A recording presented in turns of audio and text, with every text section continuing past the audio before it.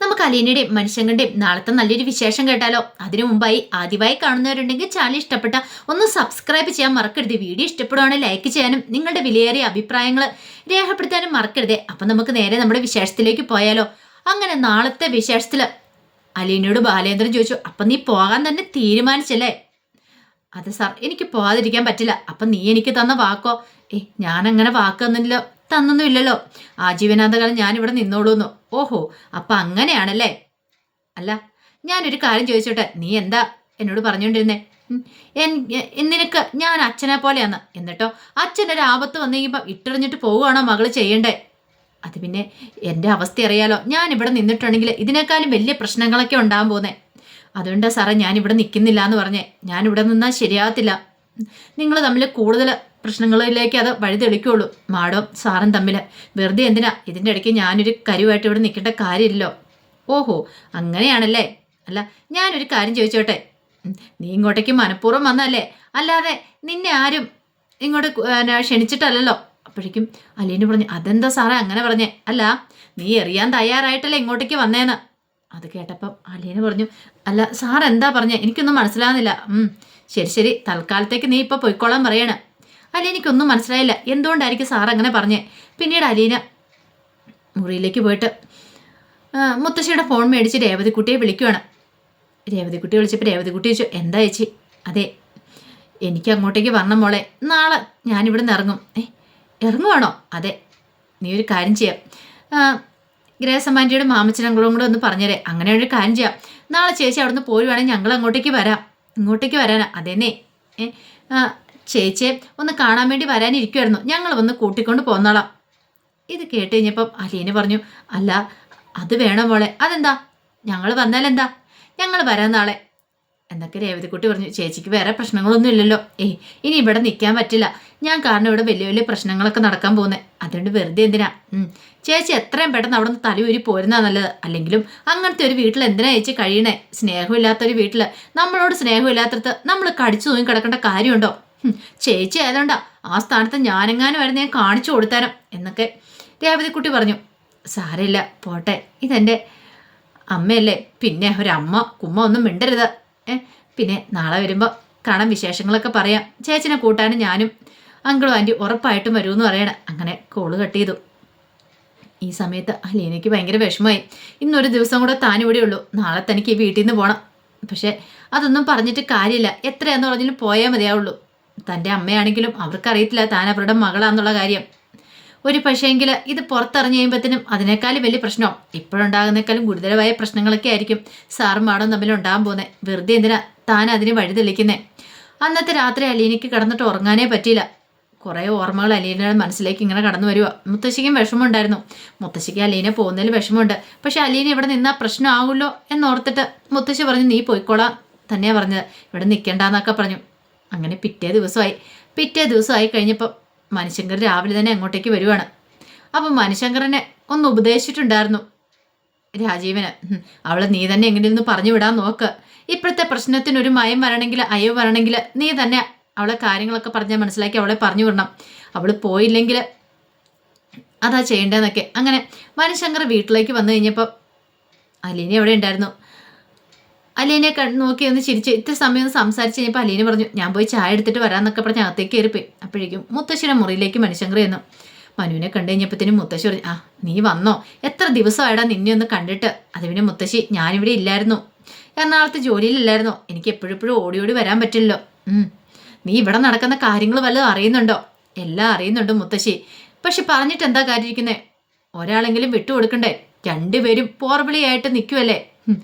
ഇത് മിക്കവാറും ഇങ്ങനെ പോയിട്ടുണ്ടെങ്കിൽ രണ്ടുപേരും പരസ്പരം അടിച്ച് ചാവുള്ളെന്ന് എനിക്ക് തോന്നേ. മുത്തശ്ശി പറഞ്ഞു, എന്ത് ചെയ്യാനിടാ മനു, പറയാൻ പറ്റുന്നതിൽ മാക്സിമം പറഞ്ഞു നോക്കി. ആ പാവം പെങ്കൊച്ച്, അവൾ എന്ത് പഴിച്ചു? അവൾ കാരണമാണ് ഈ പ്രശ്നങ്ങളെന്നാ വൈജയന്തി പറയുന്നത്.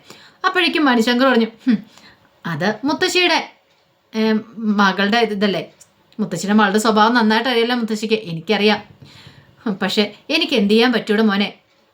ഇത് കേട്ടപ്പോൾ മണിശങ്കർ പറഞ്ഞു, അങ്കിളുടെ ഭാഗത്ത് തെറ്റുണ്ടെന്ന് എനിക്ക് തോന്നുന്നില്ല. കാരണം അലീന ഭയങ്കര പാവമാണ്. ആരെന്ത് പറഞ്ഞാലും അവള് ഒന്നും മിണ്ടാതിരിക്കത്തുള്ളൂ. പക്ഷെ ആൻറ്റി ഉണ്ടല്ലോ, ഈ ആൻറ്റി കുറച്ചുകൂടെ പഠിക്കാനുണ്ട്. അലീന ഇവിടെ ഈ വീട്ടിൽ നിൽക്കുന്നതുകൊണ്ടാ ആൻറ്റിക്ക് അവളുടെ വില അറിയത്തില്ലാത്ത. അവൾ പോയി കഴിയുമ്പോൾ പഠിച്ചോളും.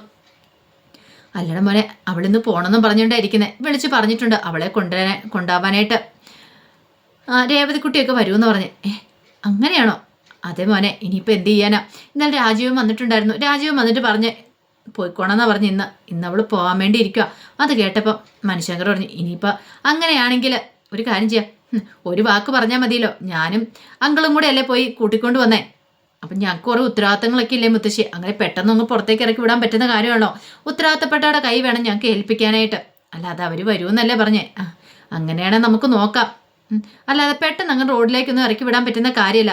ഞാൻ മുത്തശ്ശനൊരു വാക്ക് കൊടുത്തിട്ടുണ്ട്. എനിക്ക് ആ വാക്ക് പാലിക്കാതിരിക്കാനും പറ്റില്ല. കാരണം മരണം വരെ അലീനെ കൈവിടില്ല എന്നുള്ളൊരു വാക്കാണ് മനുശങ്കർ കൊടുത്തിരിക്കുന്നത്. ആ വാക്ക് പാലിക്കുകയും ചെയ്യണമല്ലോ. മുത്തശ്ശിയോട് സംസാരിച്ചിട്ട് പുറത്തേക്ക് ഇറങ്ങി കഴിയുമ്പോൾ രോഹിതും കൃഷ്ണയും ഭവിതയും കൂടെ അങ്ങോട്ട് വന്നു കഴിഞ്ഞിട്ട് മനുവിനോട് ഭവിത പറഞ്ഞു, ഇതേ മനുവേട്ടാ, അച്ഛനോടൊന്ന് പോയി സംസാരിക്കണം. ഞങ്ങൾ ആരും പറഞ്ഞാൽ അച്ഛനൊന്നും കേൾക്കത്തില്ല. അച്ഛൻ്റെ സ്വഭാവം അറിയാലോ. ഞങ്ങൾ എന്തെങ്കിലും പറഞ്ഞുകൊണ്ട് നിന്നിട്ടുണ്ടെങ്കിൽ ഞങ്ങളെ ചീത്ത പറയും. നിങ്ങൾ എന്തിനാ വന്നേ? നിങ്ങൾ എന്തിനാ ഇങ്ങനെയൊക്കെ പറയണേന്ന്. അല്ല, ഇപ്പം ഞാൻ എന്ത് പറയാനാ? മനുവേട്ടൻ പറഞ്ഞ അച്ഛൻ കേൾക്കും, ഉറപ്പാ. അലീനെ ഇവിടുന്ന് പറഞ്ഞു വിടുവാണെങ്കിൽ തീരാവുന്ന പ്രശ്നമേ ഉള്ളൂ. അല്ല, അലീനെ പോയ പ്രശ്നം തീരുമെന്ന് നിങ്ങൾക്ക് ഉറപ്പുണ്ടോ? ഞങ്ങൾക്ക് ഉറപ്പുണ്ട്. അല്ലെങ്കിൽ തന്നെ അച്ഛനും തമ്മിൽ എപ്പോഴും വഴക്കാം. അമ്മയെ കണ്ണെടുത്താൽ കാണത്തില്ല അച്ഛന്. എപ്പോഴും വഴക്കും പ്രശ്നങ്ങളും മാത്രം. ഞങ്ങൾക്കൊരു സ്വസ്ഥത സമാധാനമില്ല. രോഹിത് പറഞ്ഞു, അവിടെ ഈ വീട്ടിലേക്ക് വന്നു കയറിയതിന് ശേഷം ഈ പ്രശ്നങ്ങളൊക്കെ ഉണ്ടായിരിക്കണേ. അപ്പോഴേക്കും മനു പറഞ്ഞു, നീയും മിണ്ടരുത്. നിനക്കിവിടെ പറയാനുള്ള വോയിസ് ഇല്ല, അറിയാലോ. നീ ചെയ്ത് കൂട്ടിയതൊക്കെ അവളുടെ കാരണം കൊണ്ട് മാത്രമാണ് ഇപ്പം നീ ഈ രണ്ടു കാലിൽ ഇവിടെ ഇരിക്കുന്നത്. അല്ലായിരുന്നെങ്കിലുണ്ടല്ലോ എന്നെ കൊണ്ട് കൂടുതലൊന്നും പറയിപ്പിക്കരുതെന്ന് പറഞ്ഞു. പിന്നെ രോഹിതൊന്നും മിണ്ടിയില്ല. കൃഷ്ണമോള് പറഞ്ഞു, അലീന ചേച്ചി പോകുന്നതിൽ വിഷമമുണ്ട്. പക്ഷേ ഈ വീട്ടിലെ പ്രശ്നങ്ങളൊക്കെ ഓർത്ത് കഴിയുമ്പോൾ പോയിക്കോട്ടെ മനുവേട്ട, അതാ നല്ലത്. ചേച്ചിക്ക് ഇവിടെ നിന്നാലും ഒരു സമാധാനം കിട്ടത്തില്ല. ഭാവം എപ്പോഴും അമ്മയാണെങ്കിലും കുറ്റപ്പെടുത്തിക്കൊണ്ടിരിക്കുക. ചേച്ചി ഇവിടുന്ന് പോയിട്ടുണ്ടെങ്കിൽ ഞങ്ങളുടെ കാര്യങ്ങളൊക്കെ അവതാളത്തിലാവും. ചേച്ചി ഉണ്ടെങ്കിൽ ഒന്നും അറിയണ്ട, എല്ലാം കൃത്യസമയത്ത് തന്നെ എത്തിക്കും. വീട്ടിലൊരു അംഗത്തെ പോലെയായിരുന്നു. പോകുന്ന കാര്യം ഇവർക്കും സങ്കടം. അപ്പോഴേക്കും മനു പറഞ്ഞു, അല്ല നിങ്ങളുടെ അമ്മയ്ക്ക് ഇഷ്ടമില്ലല്ലോ, അതാ പറഞ്ഞേ. അലീന ചേച്ചി ഉണ്ടെങ്കിൽ ഇവിടെ പ്രശ്നങ്ങൾ മാത്രമേ ഉള്ളൂ. അലീന ചേച്ചി പോവുകയാണെങ്കിൽ പ്രശ്നങ്ങൾ മാറുമല്ലോ. അച്ഛൻ്റെ സ്വഭാവത്തിൽ ചിലപ്പോൾ മാറ്റം വന്നാലോ. മനുശങ്കർ പറഞ്ഞു, അങ്ങനെ മാറ്റം വരുമെന്ന് തോന്നില്ല, നോക്കാം. ഇനി നിങ്ങൾക്ക് അങ്ങനെ ഒരു തോന്നലുണ്ടെങ്കിൽ അങ്ങനെ തന്നെ ആയിക്കോട്ടെ, ഞാൻ നിങ്ങളുടെ അച്ഛനോട് സംസാരിക്കാം എന്ന് പറഞ്ഞിട്ട് ബാലേന്ദ്രൻ്റെ മുറിയിലേക്ക് മനു കൂടെ കയറി ചെന്നു. ഈ സമയത്ത് ബാലേന്ദ്രൻ ഇങ്ങനെ ഓരോന്നൊക്കെ ആലോചിച്ചുകൊണ്ടിരിക്കുകയായിരുന്നു. മനുഷ്യങ്ങനെ കണ്ടതും പറഞ്ഞു, നീയോ വാടാ ഇങ്ങോട്ട്, കുറച്ച് ദിവസം ആയില്ല കണ്ടിട്ട്. അല്ല നീ ഇപ്പം എന്താ ലീവിലാണോ? അതെ അങ്കിളെ, ലീവിൽ തന്നെയാ. അല്ല എന്ത് പറ്റി പെട്ടെന്നൊരു വരവ്? ചുമ്മാ വന്നു കഴിഞ്ഞപ്പോൾ അങ്കിളിനെ ഒന്ന് കണ്ടു പോകാമെന്ന് കരുതി വന്നാ. അല്ല ആ സമയത്താണ് ഞാൻ അറിയുന്നത് ഇവിടെ വലിയ പ്രശ്നങ്ങളൊക്കെ ഉണ്ടായിക്കൊണ്ടിരിക്കുകയെന്ന്. എല്ലാവരും പരാതിയാണല്ലോ പറഞ്ഞുകൊണ്ടിരിക്കുന്നത്. അലീനയാണ് പ്രശ്നക്കാരി എന്നാണ് പറയുന്നത്. ഞാനും അങ്കിളും കൂടെ ആണല്ലോ പോയി വിളിച്ചുകൊണ്ട് വന്നേ. ഇത് കേട്ടപ്പോൾ ബാലേന്ദ്രൻ പറഞ്ഞു, അതൊന്നും കാര്യമാക്കി എടുക്കണ്ടടാ. അല്ലെങ്കിലും അവളൊരു പ്രശ്നക്കാരിയാന്ന് എനിക്ക് തോന്നിയിട്ടില്ല. അതൊക്കെ കാണുന്നവരുടെ കാഴ്ചപ്പാടല്ലേ. മനുഷ്യങ്ങൾ വെറുതെ എന്തിനാ അങ്കിളെ ഒരു പ്രശ്നം ഉണ്ടാക്കുന്നേ? അവൾക്ക് പോകാൻ താല്പര്യമാണെങ്കിൽ അവൾ പോയിക്കോട്ടെ. പോവാൻ എങ്ങോട്ട്? ഇപ്പം തൽക്കാലത്തേക്ക് അവൾ ഒരിടത്തേക്കും പോകുന്നില്ല. ഈ സമയത്ത് വൈജയന്തി ഇങ്ങനെ സ്റ്റെയർക്കേസിന് അവിടെ നിൽക്കുക. കാരണം മനുഷ്യങ്ങൾ സംസാരിക്കാൻ പോയിട്ടുണ്ടല്ലോ. എല്ലാവരും ആകാംക്ഷപൂർവ്വം താഴെ കാത്തിരിക്കുന്നത് എന്താ സംഭവിക്കുന്നത് അറിയാൻ വേണ്ടിയിട്ട്. അപ്പോഴേക്കും മനുഷ്യങ്ങൾ ബാലേന്ദ്രനോട് പറഞ്ഞു, അങ്കിളെ അവൾ കുറച്ച് ദിവസം അവിടെ നിന്ന് മാറി നിൽക്കട്ടെ. കുറച്ച് ദിവസം മാറി നിൽക്കുവാണെങ്കിൽ ചിലപ്പം എന്തെങ്കിലും മാറ്റം സംഭവിക്കുമെന്ന് അറിയാലോ കുടുംബത്തിൽ. ഒരു നല്ല കാര്യമില്ലേ ഇപ്പോഴത്തെ ഈ പ്രശ്നത്തിന് ഒരയവ് വന്നാലോ. അത് കേട്ടപ്പോൾ ബാലേന്ദ്രൻ ചാടി എഴുന്നേറ്റിട്ട്, ഇല്ല ഒരിക്കലും ഇല്ല, അവളെ ഈ വീട്ടിൽ നിന്ന് പറഞ്ഞു വിടുന്ന പ്രശ്നമില്ല. അതിനായിട്ട് ആരെങ്കിലും തുനിഞ്ഞിറങ്ങിയിട്ടുണ്ടെങ്കിൽ പറഞ്ഞേരെ. ഒരു കാര്യം ഞാൻ പറഞ്ഞേക്കാം, ഈ വീട്ടിലുള്ള എല്ലാവരും എനിക്കെതിരെ തിരിഞ്ഞു വന്നാലും ഞാൻ സമ്മതിക്കത്തില്ല. എൻ്റെ മക്കളും ഭാര്യയെല്ലാം വന്ന് പറഞ്ഞാലും ഞാൻ അവളെ ഈ വീട്ടിൽ നിന്ന് പറഞ്ഞു വിടാൻ പോകുന്നില്ല. നിനക്കൊന്നും അറിയത്തില്ല മനു. ഈ ആക്രോശം കാര്യങ്ങളൊക്കെ താഴെ നിന്ന് വൈജയന്തി കേട്ടു. വൈജയന്തിക്ക് മനസ്സിലായി മനുശങ്കർ എടുത്തിട്ട് പൊരിക്കുവാണ് ബാലേന്ദ്രന്.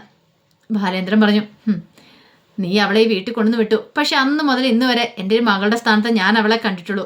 പിന്നെ വൈജയുടെ സ്വഭാവം അറിയാലോ, എനിക്കറിയാം അങ്കിളെ. പക്ഷേങ്കിൽ ആൻറ്റി ഇങ്ങനെ ഓരോന്നൊക്കെ വിളിച്ചു പറഞ്ഞുകൊണ്ട് നടക്കുമ്പോൾ കൂടുതൽ പ്രശ്നം രൂക്ഷമായത്തുള്ളേ ഉള്ളൂ. ഒരിക്കലും സമാധാനം ഉണ്ടാകത്തില്ല കുടുംബത്തിൽ. പോരാത്തതിന് കുട്ടികൾക്കാണേലും ഒരു സമാധാനമില്ല. പഠിക്കാൻ പോലും വൃത്തിക്ക് പറ്റില്ല. പഠിക്കാൻ പറ്റില്ല പോലും. അല്ലെങ്കിലും അവർ പഠിച്ചങ്ങോട്ട് കളക്ട് ആയിക്കൊണ്ടിരിക്കുമല്ലോ. എന്നെ കൊണ്ട് കൂടുതലൊന്നും പറയിപ്പിക്കരുത്. ഭവിതയുടെയും രോഹിത്തിൻ്റെയും കാര്യം നന്നായിട്ടറിയാം. നിനക്ക് തന്നെ അറിയാലോ മനു. അതുകൊണ്ട് ഞാനൊന്നും പറയാതിരിക്കുന്നത് നല്ലത്. മനുശങ്കർ പറഞ്ഞു, ഞാൻ പറയാനുള്ള അങ്കിളിനോട് പറഞ്ഞു. ഇനിയിപ്പോൾ അങ്കിളിൻ്റെ ഇഷ്ടം എന്ന് വെച്ചാൽ അത് നടക്കട്ടെ. ഒടുവിൽ മനുശങ്കർ തോറ്റ് പിന്മാറുവാണ്. ബാലേന്ദ്രന് അമ്പനും വെല്ലിനും അടുക്കില്ലെന്ന് മനസ്സിലായി. താഴേക്ക് വന്നു കഴിഞ്ഞപ്പോഴത്തേനും വൈജയന്തി ചോദിച്ചു, എന്താടാ മനു, എന്താ പറഞ്ഞേ നിന്റെ അങ്കിള്? അലീനെ ഇവിടുന്ന് പറഞ്ഞു വിടില്ലാന്ന്. ഓഹോ, അപ്പം എന്നേക്കാളും ഞങ്ങൾ മക്കളെക്കാളും പ്രധാനം അവൾ അലീന എന്ന് പറയുന്ന പെണ്ണല്ലേ? അതിപ്പം എന്തു ചെയ്യാൻ പറ്റും?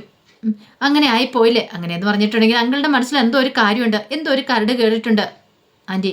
ഇനിയിപ്പം ഞാൻ പറഞ്ഞുകൊണ്ടൊന്നും മാറാൻ പോകുന്നില്ല, കാണിച്ചു കൊടുക്കാം. ഇന്ന് അവൾ ഈ വീട്ടിൽ നിന്ന് പോയില്ലെങ്കിൽ അവൾക്കിട്ടുള്ള പണി കൊടുക്കും. രാജീവ് ഇങ്ങോട്ടേക്ക് വരും, പണി കൊടുക്കാമെന്ന് പറഞ്ഞിട്ടുണ്ട്. അപ്പോഴേക്കും മനു പറഞ്ഞു, വെറുതെ ഒരു പ്രശ്നത്തിന് നിൽക്കരുത് ആൻറ്റി. എന്ത് പ്രശ്നത്തിന്? അവളിന്ന് പോവാൻ നോക്കട്ടെ. ഉച്ചവരെ അവൾക്ക് സമയം കൊടുത്തിട്ടുണ്ട് രാജീവ്. പോയില്ലെങ്കിലല്ലേ ബാക്കി വിവരം അറിയുന്നേ. മനുശങ്കർ പറഞ്ഞു, പ്രശ്നങ്ങൾ കൂടുതൽ രൂക്ഷമാകാൻ അത് ഉപകരിക്കുള്ളൂ. ഇനി ഞാനിവിടെ നിൽക്കുന്നില്ല, നിന്നിട്ട് വല്ല പ്രയോജനം ഉണ്ടെന്ന് തോന്നുന്നില്ല. അങ്ങനെ മനുശങ്കർ ഇങ്ങോട്ട് പോവുകയും ചെയ്തു. കുറച്ച് കഴിഞ്ഞപ്പോഴത്തേനും അലീനയെ ബാലേന്ദ്രൻ വിളിപ്പിച്ചു. അലീനെ അങ്ങോട്ട് ചെന്ന് കഴിഞ്ഞപ്പോഴത്തേനും ബാലേന്ദ്രൻ ചോദിച്ചു, നിന്റെ തീരുമാനം എന്താ? തീരുമാനം ഞാൻ പറഞ്ഞല്ലോ, ഞാൻ പോകാൻ തന്നെ തീരുമാനിച്ചു സാർ. ഞാൻ ഇനി ഇവിടെ നിൽക്കുന്നില്ല. എന്നെ ഇപ്പോൾ ഇവിടെ ആർക്കും ഇഷ്ടമില്ല, പിന്നെ ഞാനിതിനാ നിൽക്കുന്നേ. ആർക്കും ഇഷ്ടമില്ല നീ പറയരുത്, നിന്നെ എനിക്കിഷ്ടമാണല്ലോ, അതുകൊണ്ടാണല്ലോ ഞാൻ നിന്നെ ഇവിടെ നിർത്തിയിരിക്കുന്നത്. അത് സാറിന് മാത്രമല്ലേ ഉള്ളൂ. ഞാനിവിടെ നിന്നിട്ടുണ്ടെങ്കിൽ ഓരോ ദിവസം പൊട്ടിത്തെറികൾ കൂടിക്കൊണ്ടിരിക്കുക. മാഡത്തിന് എന്നെ കണ്ണെടുത്താൽ കാണത്തില്ല. അത് മാത്രമല്ല, ഇന്ന് ഉച്ചയ്ക്ക് ഇവിടുന്ന് പോയിക്കോണമെന്നാണ് മാഡത്തിൻ്റെ സഹോദരൻ വന്ന് പറഞ്ഞിരിക്കുന്നത്. ഓ, അയാൾ വന്ന് പറഞ്ഞുകൊണ്ട് നീ അങ്ങോട്ട് പോകാൻ തീരുമാനിച്ചു. ഇത് നെടുമ്പരിക്ക ബാലേന്ദ്രൻ്റെ വീടാ. ഇവിടെ തീരുമാനം എടുക്കുന്ന ബാലേന്ദ്രനാ, അല്ലാതെ വൈജയന്തി ആങ്ങളെയല്ല. സാറേ വേണ്ട, ഒച്ചപ്പാട് വെക്കണ്ട, സ്ട്രെയിൻ കൊടുക്കുകയൊന്നും വേണ്ട. ഇനി ഞാനായിട്ട് ഇവിടെ ഒരു പ്രശ്നങ്ങളും ഉണ്ടാക്കുന്നില്ല. ഞാൻ പോകാൻ തന്നെ തീരുമാനിച്ചു. ഓഹോ, അങ്ങനെയാണല്ലേ? അല്ല, ഞാനൊരു കാര്യം ചോദിച്ചോട്ടെ, നീ ഒരു പ്രശ്നം ഉണ്ടാക്കാൻ വന്നല്ലെന്ന് നീ പറയുന്നു. അല്ല, നീ ശരിക്കും പറഞ്ഞാൽ എറിയാൻ തന്നെ വന്നല്ലേന്ന് ചോദിക്കുക. എറിയാനോ? എന്തെറിയാനായിട്ട്? അല്ല, മുമ്പ് സാറ് തന്നെ പറഞ്ഞല്ലോ എന്നൊരു ചിന്ത അലീനയുടെ മനസ്സിലുണ്ടാവുന്നുണ്ട്. എനിക്കെല്ലാം മനസ്സിലാവുന്നുണ്ട്, ഞാനൊന്നും അറിയത്തില്ലാത്ത പൊട്ടനൊന്നും അല്ല. അത് കേട്ടപ്പോൾ അലീന പറഞ്ഞു, എന്താ സാറേ ഇങ്ങനെയൊക്കെ പറയണേ? ഞാനിവിടെ നിന്നിട്ടുണ്ടെങ്കിൽ പ്രശ്നമാവും സാറിനും അറിയാലോ, പിന്നെ എന്തിനാ ഇവിടെ പിടിച്ചെടുത്താൻ നോക്കുന്നേ? ഞാൻ പോയിട്ടുണ്ടെങ്കിൽ വേറൊരു ജോലിക്കാരെ ഉറപ്പായിട്ട് മാഡം കൊണ്ടുവരും. അവർ സാറിൻ്റെ കാര്യങ്ങളൊക്കെ നല്ല ഭംഗിക്ക് നോക്കിയോളും. ഭംഗിക്ക് നോക്കും, പക്ഷെ എനിക്ക് അവർ പോരാ, നീ തന്നെ വേണം. പക്ഷെ അലീന സമ്മതിച്ചില്ല. അലീന പറഞ്ഞു, ഞാനിവിടെ ഇനി നിൽക്കുന്നില്ലെന്ന് പറയാം. ഓ, അപ്പം നീ കടുപ്പിച്ച് തീരുമാനം എടുത്തു. അപ്പം ഞാനിവിടെ തോൽക്കാൻ പോവാ ബാലേന്ദ്രൻ. പക്ഷെ ബാലേന്ദ്രൻ അങ്ങനെ ആരുടെ മുന്നിൽ എതിരേലും തോറ്റിട്ടില്ല, തോറ്റു കൊടുക്കാൻ ഉദ്ദേശിച്ചിട്ടില്ല. ഇതിനു മുമ്പ് തോറ്റിട്ടുണ്ട്. പക്ഷെ ഇനി അങ്ങനെയല്ല, ബാലേന്ദ്രൻ ജയിക്കണം, തോറ്റെടുത്തുനിന്ന് ഉയർത്തെഴുന്നേൽക്കണം. അതിന് വേണ്ടിയിട്ടാണ് ഞാൻ നിന്നെ ഇവിടെ നിർത്തുന്നത്. ഞാനിവിടെ നിന്നുകൊണ്ട് സാറിന് എന്താ പ്രയോജനം ഇരിക്കുന്നത്? എന്താ പ്രയോജനം എന്നോ? അതൊക്കെ നീ അറിയാൻ പോകുന്നുള്ളൂ. അല്ല, എനിക്ക് ഭയങ്കര ടെൻഷനായി, എന്ത് ചെയ്യണമെന്ന് അറിയത്തില്ല. ഈ സമയത്ത് ബാലേന്ദ്രൻ പറഞ്ഞു, എന്നോട് പറയാതെ കടന്നു കളയാന്നാ നിന്റെ ഉദ്ദേശമെങ്കിൽ അത് നടക്കില്ല അലീനെ. നിനക്ക് ഇവിടുന്ന് പോകാനായിട്ട് പറ്റില്ല എന്ന് പറയണേ. സാർ എന്തൊക്കെ ഇങ്ങനെയൊക്കെ പറയണേ? അതങ്ങനെയാ എന്ന് പറഞ്ഞു. അങ്ങനെ അലീന പറഞ്ഞു, ഞാനിവിടെ നിന്നാൽ ശരിയാകത്തില്ലെന്നും പറഞ്ഞ് പുറത്തേക്ക് ഇറങ്ങാൻ തുടങ്ങുന്ന സമയത്ത് ബാലേന്ദ്രന് ആ റെക്കോർഡ് ചെയ്ത കാര്യങ്ങൾ ഓണാക്കണം. കാരണം മുമ്പ് രേവതിക്കുട്ടീനെ വിളിച്ച കോൾ റെക്കോർഡിംഗ് ഉണ്ടായിരുന്നു മുത്തശ്ശിയുടെ ഫോണിനകത്ത്. അപ്പോൾ അത് ബാലേന്ദ്രൻ്റെ ഫോണിലേക്ക് ബാലേന്ദ്രൻ സെൻഡ് ചെയ്തെടുത്തിട്ട് അത് കേട്ടായിരുന്നു. അപ്പോൾ ആ കോൾ റെക്കോർഡിങ് അതങ്ങോട്ട് വെക്കുകയാണ്. പുറത്തേക്ക് പോകാനായിട്ട് ഇറങ്ങി അലീന ഒരു നിമിഷം ഞെട്ടിത്തെറിച്ച് നിൽക്കുകയാണ്. താനും രേവതിക്കുട്ടിയും തമ്മിലുള്ള സംഭാഷണം ഒരു നിമിഷം അലീനയ്ക്ക് എന്ത് ചെയ്യണമെന്ന് അറിയില്ല. അലീനയ്ക്ക് മനസ്സിലായി, കാര്യങ്ങളൊക്കെ സാറ് മനസ്സിലാക്കിയിട്ടുണ്ട്, അതുകൊണ്ടാണ് ഇങ്ങനെയെന്നുള്ളത്. എന്ത് ചെയ്യണമെന്ന് അറിയത്തില്ലാതെ അലീന അവിടുന്ന് പൊട്ടിക്കറിഞ്ഞുകൊണ്ട് താഴേക്ക് ഇറങ്ങി പോരുക. ബാലേന്ദ്രൻ്റെ മുഖത്ത് നോക്കാൻ പോലും അലീനയ്ക്കായില്ല, അത്രയ്ക്ക് ടെൻഷനായിപ്പോയി. അങ്ങനെ വന്നിരുന്ന് പൊട്ടിക്കരയുവാണ്. പക്ഷേ എങ്കിൽ വൈജയന്തി നോക്കിക്കഴിഞ്ഞപ്പോഴത്തേനും അലീന അവിടുന്ന് ഇറങ്ങി വന്ന് പൊട്ടിക്കരഞ്ഞോണ്ട് മുറിയിലേക്ക് പോന്നു. വൈജയന്തിക്കും കാര്യം എന്താണെന്ന് മനസ്സിലായില്ല. അലീന കരയുന്ന മാത്രം കണ്ടു. എന്തായിരിക്കും സംഭവിച്ചിട്ടുണ്ടായിരിക്കുക, എന്തോ അവിടെ നിന്ന് സംഭവിച്ചിട്ടുണ്ടെന്ന് മനസ്സിലായി. അപ്പോൾ അതിൻ്റെ വിശേഷങ്ങളൊക്കെയാണ് കാണാൻ പോകുന്നത്. ഒരിക്കലും അലീന വീട് വിട്ടിറങ്ങാൻ പോകുന്നില്ല. ബാലേന്ദ്രൻ അത് സമ്മതിക്കത്തുമില്ല. ഇനിയിപ്പോൾ അലീനയ്ക്ക് പോകാൻ പറ്റില്ലല്ലോ. ബാലേന്ദ്രൻ സത്യങ്ങളൊക്കെ മനസ്സിലാക്കിയെന്ന് അലീനയ്ക്കും അറിയാമല്ലോ. അപ്പോൾ അതിൻ്റെ വിശേഷങ്ങളൊക്കെയാണ് കാണുന്നത്. ആ വിശേഷങ്ങൾക്കായി നമുക്ക് എല്ലാവർക്കും കാത്തിരിക്കാം കേട്ടോ. ഒരിക്കൽ കൂടി എല്ലാവർക്കും ശുഭരാത്രി നേർന്നുകൊണ്ട് നിർത്തുന്നു. നന്ദി.